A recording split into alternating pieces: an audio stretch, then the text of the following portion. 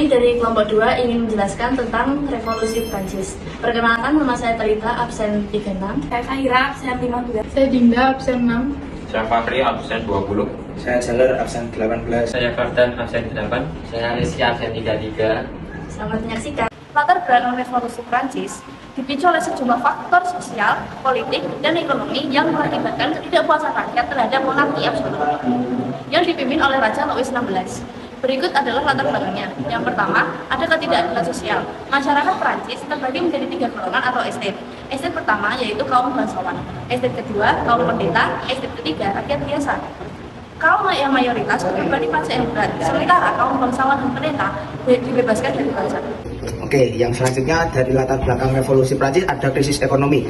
Prancis mengalami krisis keuangan yang parah akibat utang besar yang diakibatkan oleh perang, termasuk keterlibatan Prancis dalam perang kemerdekaan Amerika. Nah, inflasi dan kekurangan pangan itu juga salah satu penyebab dari latar belakang revolusi Prancis, terutama kelangkaan roti yang memperburuk kehidupan para rakyat-rakyat di Prancis saat itu. Lalu selanjutnya ada kebangkitan pemikiran pencerahan. Pemikiran para filsuf Montesquieu yang mengkritik ketidakadilan dan monarki absolut turut mempengaruhi rakyat untuk menuntut perubahan sistem yang ada di Prancis saat itu juga. Lalu selanjutnya kepemimpinan yang lemah. Raja Louis XVI dianggap tidak mampu mengatasi masalah-masalah negara termasuk krisis ekonomi yang membuat rakyat semakin tidak percaya pada monarki. Faktor-faktor ini menciptakan ketegangan yang akhirnya memicu perpecahan revolusi Prancis.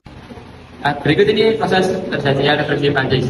Revolusi Prancis berlangsung selama 10 tahun dan dapat dibagi menjadi beberapa masa yang penting. Yang masa pertama yaitu masa Dewan Konstitusi pada tahun 1799 sampai 1791. Pembentukan Majelis Konstitusi Nasional ini pada tanggal 17 Juni 1789 atau dengan Dewan Perwakilan Rakyat Prancis terbagi menjadi 3 golongan, yaitu pertama pendeta, bangsawan, dan rakyat biasa. Estats ketiga rakyat biasa menuntut perubahan sistem suara. Pada akhirnya membentuk Majelis Nasional yang tidak mengakui sistem golongan. Mereka kemudian dinamakan dengan Assemblée Nationale Konstitusi dan bertugas menyusun konstitusi Prancis.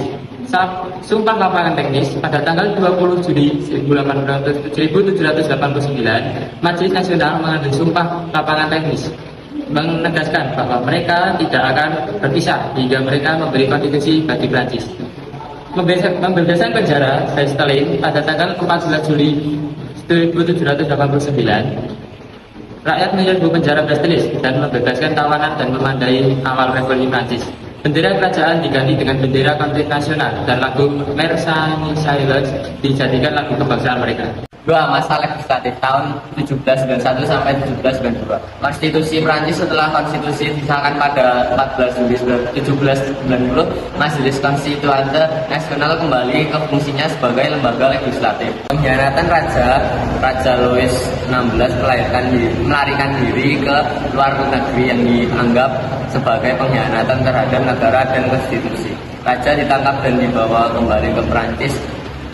Perang Konstitusi I dengan koalisi Austria dan Prusia melawan Prancis memicu perang. Rakyat Prancis berhasil mematahkan serangan koalisi. Masa yang ketiga yaitu masa Konvensi Nasional pada 1792 sampai 1795. Eksekusi raja pada Raja Louis XVI bersamaan dengan permaisurinya dijatuhi hukuman mati berupa pemenggalan kepalanya di tiang gelitrin. Pemerintahan diktator, situasi mencari Prancis semakin gawat sehingga golongan Jacobin mendirikan pemerintahan diktator di bawah pimpinan Robert Pierre. Pemerintahan ini berlaku tegas dan kejam berlawanan dan terhadap lawan politik.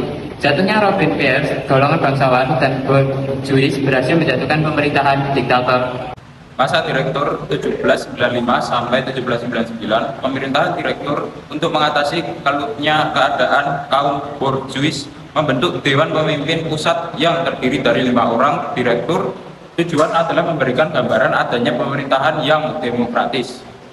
5. Masa Konsulat 1799 sampai 1804. Napoleon Bonaparte, pemerintahan direktur tidak efektif lagi sehingga Napoleon Bonaparte mengambil alih kekuasaan. Napoleon membentuk pemerintahan konsulat yang terdiri dari 3 orang konsul yaitu Napoleon, Styles, dan Roger. Sistem administrasi menyusun kitab UU Hukum Pidana. Kesejahteraan rakyat meningkatkan kesejahteraan rakyat melalui pendidikan, industrialisasi, dan perdagangan, memberantas korupsi, memperbaiki keuangan negara, dan memberantas korupsi. Lalu selanjutnya ada dinasti kekaisaran atau masa kekaisaran. Dinasti Bonaparte Napoleon membentuk dinasti Bonaparte. Meskipun berpaham liberal, Napoleon berperang teguh pada prinsip absolutisme dalam politik. Napoleon sering dikenal sebagai Ferdinand despotisme. Selanjutnya ada dampak revolusi Prancis bagi nasional. Yang pertama, berakhirnya monarki. Yang kedua, berkembangnya paham republikanisme. Yang ketiga, munculnya demokrasi modern. Yang keempat, berkembangnya semangat nasionalisme dan anti-feodalisme. Yang kelima, memperjuangkan hak asasi manusia. Selanjutnya ada dampak berbagai bidang. Revolusi Prancis memiliki dampak signifikan di berbagai bidang, antara lain yang pertama adalah politik. Revolusi mengakhiri monarki absolut dan memicu munculnya republik. Ide-ide demokrasi dan hak asasi manusia menyebar ke seluruh Eropa, mempengaruhi gerakan revolusioner di negara lain. Dampak di bidang agama, pemisah gereja dan negara, pengurangan kekuasaan gereja Katolik, dan pengenalan sekularisme. Selanjutnya di dampak militer, pembentukan tentara nasional yang lebih besar dan lebih terorganisir, serta penyebaran ide-ide revolusi melalui konflik militer di Eropa. Dampak revolusi Prancis bagi dunia, yaitu penghapusan feodalisme. Dihapusnya feodalisme menyebabkan tidak ada lagi golongan-golongan masyarakat dengan hak dan kewajiban yang berbeda. Selanjutnya yang kedua yaitu perkembangannya ide supremasi hukum. Undang-Undang Dasar merupakan kekuasaan yang paling tinggi. Pada masa pemerintahan Raja Louis yang ke-16 dan pemerintahan sebelumnya, hukum Prancis tidak diberlakukan sama pada setiap orang dan di setiap daerah. Hal ini karena adanya hak-hak istimewa dan tradisi yang berbeda-beda pada setiap daerahnya. Sejak masa pemerintahan Napoleon, hukum seragamkan kepada setiap orang dan setiap daerahnya. Untuk itu, Napoleon menyusun undang-undang yang disebut dengan Kode Civil, yang kemudian disempurnakan menjadi Kode Napoleon. Dan yang ketiga, yaitu munculnya ide pemerintahan di Republik.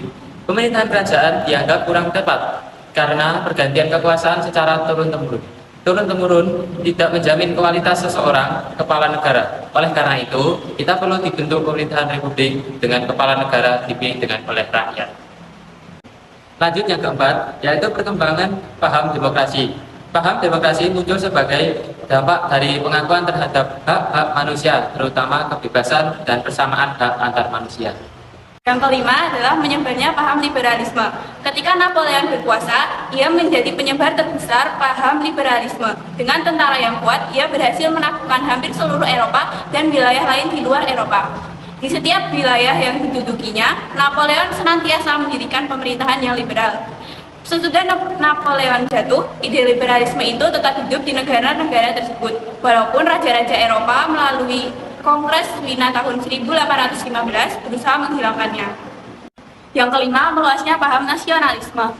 Liberté, égalité, fraternité adalah semboyan revolusi Prancis yang artinya kebebasan, persamaan, dan persaudaraan. Semboyan ini menggambarkan semangat nasionalisme rakyat Prancis untuk bersatu. Yang ketujuh, timbulnya ide tentang ide revolusioner. Keberhasilan revolusi Prancis dalam menumbangkan kekuasaan raja yang sewenang-wenang telah meyakinkan rakyat apabila terjadi ketidakadilan rakyat sewaktu-waktu dapat beraksi secara revolusioner. Sekian dari kelompok 2, kurang lebih. Wassalamualaikum warahmatullahi wabarakatuh.